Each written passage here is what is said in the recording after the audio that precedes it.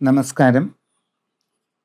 പരദേവതാ ക്ഷേത്രങ്ങൾ എങ്ങനെ സമ്പൂർണ്ണ ചൈതന്യത്തിലെത്തിക്കാം എന്നുള്ളതാണ് ഇപ്പോൾ ഇവിടെ പറയുന്നത്. നമ്മൾ ചില ദേവസ്ഥാനങ്ങളിൽ ചെല്ലുമ്പോൾ വളരെ അപൂർവമായ ഒരു ഐശ്വര്യ ചൈതന്യ പൂർണ്ണതയും ഒരു ആനന്ദമയമായ അന്തരീക്ഷവും നമുക്ക് അനുഭവപ്പെടാനായിട്ട് കഴിയും.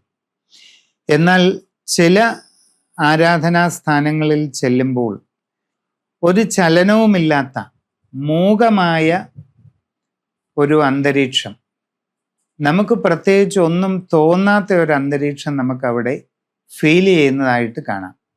എന്താണ് ഇതിൻ്റെ വ്യത്യാസം എന്ന് നമ്മൾ ചിന്തിക്കുമ്പോൾ, ഓരോ ക്ഷേത്രങ്ങളിലുമുള്ള ഉപാസന അനുഷ്ഠാന ചൈതന്യമാണ് അവിടെ പരിലസിക്കുന്ന മേൽപ്പറഞ്ഞ അനുഭവങ്ങളുടെ കാരണമെന്ന് കാണാം.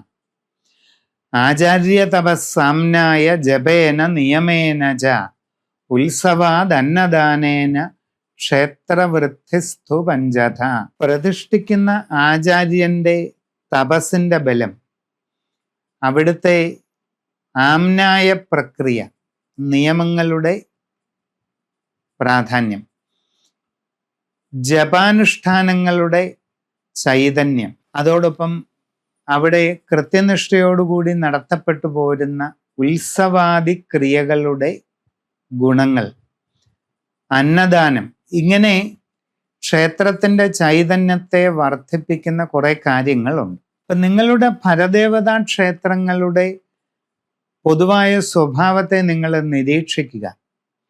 സാധകനും ഭക്തനുമായ ഒരാൾ ഒരു 10 ദിവസം, കുറഞ്ഞതൊരു 5 ദിവസമെങ്കിലും ഒരു ക്ഷേത്രത്തിലെത്തി ദർശനം കഴിഞ്ഞതിന് ശേഷം ആ ക്ഷേത്രത്തിൻ്റെ പരിസരത്ത് ശാന്തമായൊരു സ്ഥലത്ത് ഒരു നാഴിക നേരം, അതായത് 24 മിനിറ്റ് നേരമെങ്കിലും കുറഞ്ഞത് നിശബ്ദമായി നിശ്ചിന്ത മനസ്സോടുകൂടി ഇരിക്കുക. കൂടുതലൊന്നും ആലോചിച്ചു കൂട്ടാതെ, ശബ്ദമൊന്നും ഉണ്ടാക്കാതെ, സംസാരമൊക്കെ നിർത്തി ആ പരിസരത്തിരിക്കുക.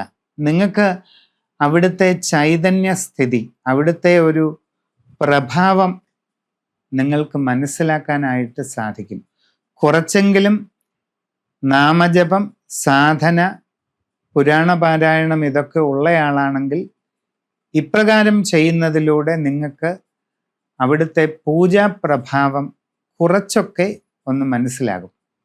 അതാണ് സാധനയുടെ ഗുണം. എടുത്തു പറഞ്ഞത് അതുകൊണ്ടാണ്. സാധന ചെയ്യുന്ന ഒരാൾക്ക് ഇത് മനസ്സിലാക്കാനായിട്ട് പറ്റും. അപ്പം നിങ്ങൾക്ക് എന്തെങ്കിലും കുറവുകൾ, പോരായ്മകൾ തോന്നുന്നുണ്ടെങ്കിൽ, നിങ്ങൾ അവിടുത്തെ ഉത്തരവാദിത്വമുള്ള ആളാണെങ്കിൽ നിങ്ങൾക്ക് ആ കുറവുകൾ പരിഹരിക്കാൻ ഉടൻ തന്നെ ആവശ്യമായ കാര്യങ്ങളിലേക്ക് എത്താവുന്നതാണ്.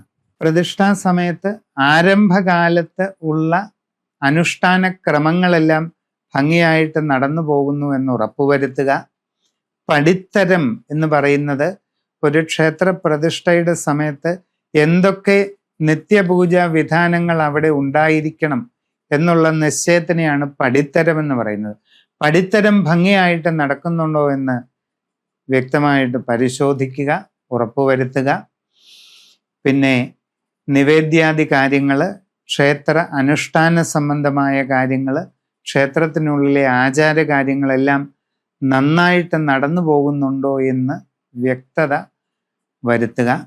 ഏതെങ്കിലും ചിന്താക്കുഴപ്പം എവിടെയെങ്കിലും ഉണ്ടെങ്കിൽ ഏറ്റവും ഫലപ്രദമായും കൃത്യമായും വളരെ സൂക്ഷ്മമായ താമ്പൂലരാശി പ്രശ്നം നടത്തിച്ചുകൊണ്ട് നിങ്ങൾക്ക് ആ ക്ഷേത്രത്തിന് ആവശ്യമായ എല്ലാ കാര്യങ്ങളും ചെയ്ത് മുമ്പോട്ട് പോകുവാനായിട്ട് സാധിക്കും.